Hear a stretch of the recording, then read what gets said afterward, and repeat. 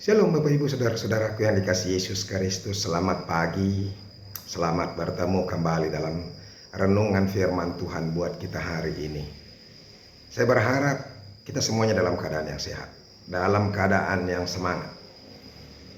Dan mari kita terus merenungkan firman Tuhan yang akan menghibur kita, yang akan menyegarkan kita. Hidup ini begitu menyesakkan dan begitu membebani. Ada saja persoalan kehidupan yang membuat kita bergumul. Tapi ketika kita menggumulinya bersama dengan Tuhan, maka kita akan dikuatkan, kita akan dihibur, dan kita akan dilegahkan. Amin. Bapak Ibu Saudara-saudara, firman Tuhan yang menjadi renungan buat kita di hari Rabu tanggal 19 Januari 2022 hari ini. Dan sebelum kita melakukan aktivitas kita, yaitu yang terambil dari 1 Samuel pasal yang kedua ayat yang pertama. Tapi sebelumnya marilah terlebih dulu kita menyerahkan hati dan pikiran kita kepada Tuhan. Kasih karunia dan damai sejahtera dari Allah Bapa dan dari anaknya Tuhan Yesus Kristus, itulah yang menyertai hati dan pikiranmu sekalian. Amin. Bapak Ibu, firman Tuhan 1 Samuel pasal yang kedua ayat yang pertama dikatakan demikian. Lalu berdoalah Hana, katanya, hatiku bersukaria karena Tuhan, tanduk kekuatanku ditinggikan oleh Tuhan, mulutku mencemoohkan musuhku, sebab aku bersukacita karena pertolongan.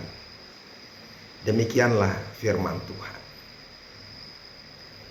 Saudara-saudaraku yang dikasihi Yesus Kristus dan diberkati Tuhan, mendapatkan sesuatu yang kita harapkan, apalagi yang sudah kita minta begitu lama, apalagi keadaan yang tidak memungkinkan kita untuk memperoleh, tetapi ternyata Tuhan memberikannya. Apa reaksi kita? Saya yakin reaksi kita pasti sukacita yang tak terhingga. Kita pasti bergembira. Kita memuji Tuhan, meluapkan sukacita kita dengan memuji Tuhan begitu luar biasa.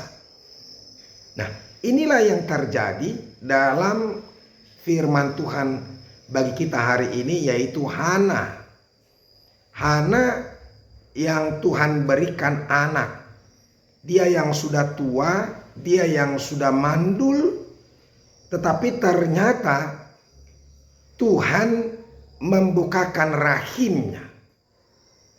Tuhan memberikan anak kepadanya. Ini yang menarik saudara-saudara, yang perlu kita renungkan. Acap kali dalam kehidupan kita, kita hanya berharap ketika sesuatu itu menurut logika kita masih mungkin, maka kita berharap. Tetapi firman Tuhan ini mau mengatakan kepada kita, justru kita berharap ketika sesuatu itu tidak mungkin lagi. Ketika menurut ukuran manusia bahwa apa yang kita harapkan tidak mungkin kita dapatkan, maka di situ justru kita harus berharap kepada Tuhan. Sama seperti Hana. Hana sudah tua, tidak akan mungkin dia mendapatkan anak lagi. Tidak akan mungkin dia bisa melahirkan. Kalau dalam firman Tuhan itu sebenarnya dikatakan bahwa Tuhan sudah menutup rahimnya. Tetapi ketika di situasi yang seperti ini pun dia masih masih berharap, masih bermohon kepada Tuhan. Karena dia tahu tidak ada yang mustahil bagimu, bagi Tuhan. Dia tahu Tuhan akan memberikan apa yang dia minta. Tuhan tahu dia pasti Tuhan akan melepaskan dia dari setiap pergumulannya. Tahukah kita saudara-saudara, dalam kehidupan orang Yahudi,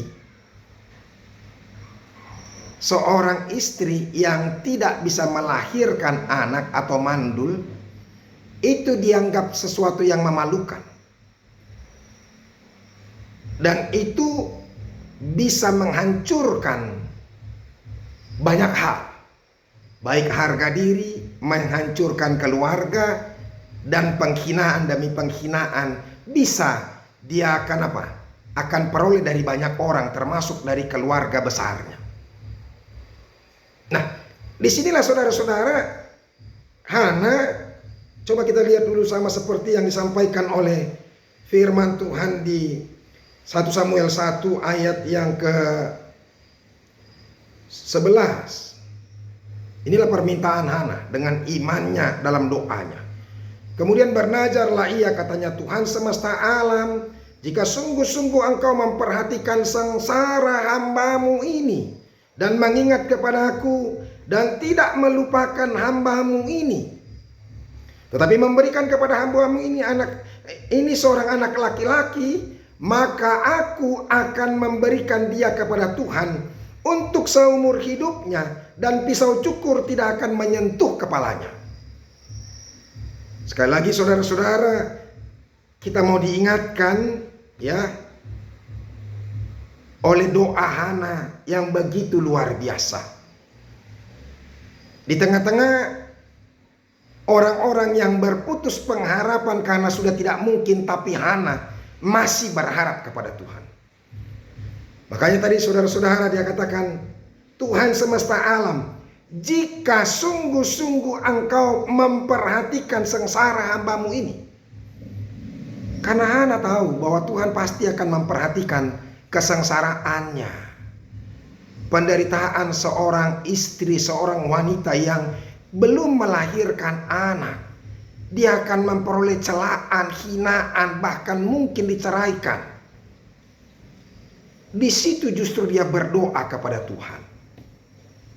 Dan dia bernazar kepada Tuhan. Tetapi memberi kepada hambamu ini seorang anak laki-laki, maka aku akan memberikan dia kepada Tuhan untuk seumur hidupnya.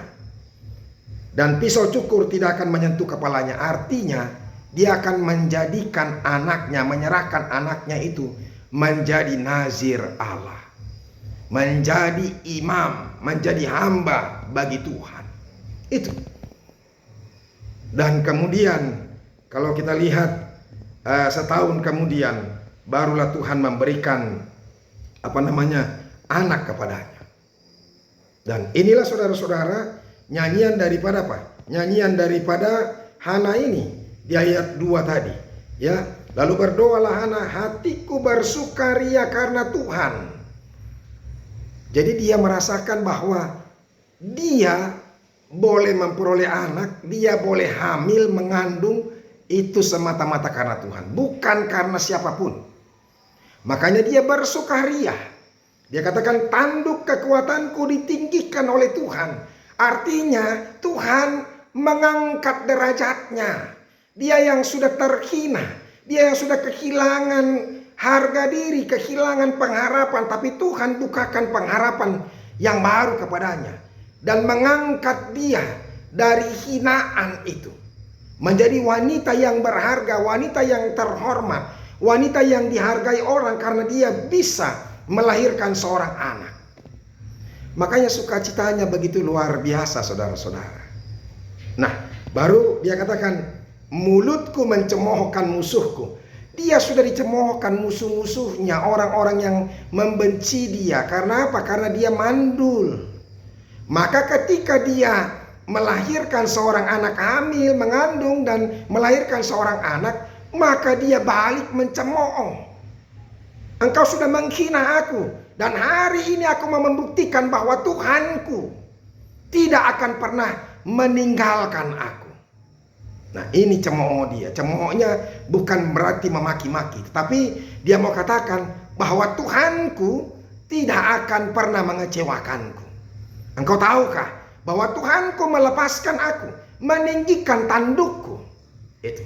Sehingga musuh-musuhnya, orang-orang yang berupaya mencemooh dia selama ini menjadi malu karena perkataannya. Sebab aku bersukacita karena pertolongan. Bapak Ibu saudara-saudaraku yang dikasihi Yesus Kristus, mungkin kita juga ada yang sudah kehilangan pengharapan, ada yang mengalami pergumulan yang berat. Saudara-saudara, saya mau katakan kepada kita, jangan pernah kehilangan pengharapan. Teruslah berharap kepada Tuhan. Kalau orang duniawi berkata bahwa tidak akan mungkin lagi, tapi justru di situ kita meminta dan semakin bermohon kepada Tuhan, semakin percaya bahwa bagi Tuhan tidak ada yang mustahil. Maka kita akan bersukacita dan kita akan mendapatkan apa yang kita minta. Tuhan Yesus memberkati. Terima kasih Tuhan untuk firman-Mu yang boleh kami dengarkan. Berkatilah itu. Jadikan kami terus percaya dan tidak kehilangan pengharapan akan Tuhan. Supaya kami boleh bersuka cita memperoleh berkat-berkat daripada Tuhan. Terima kasih Yesus, dalam nama-Mu kami berdoa. Amin. Bapak Ibu saudara-saudara yang sudah dengarkan firman Tuhan, teruslah percaya dan jangan hilang pengharapan. Teruslah bermohon kepada Tuhan. Tuhan Yesus memberkati. Sampai ketemu besok. Salam.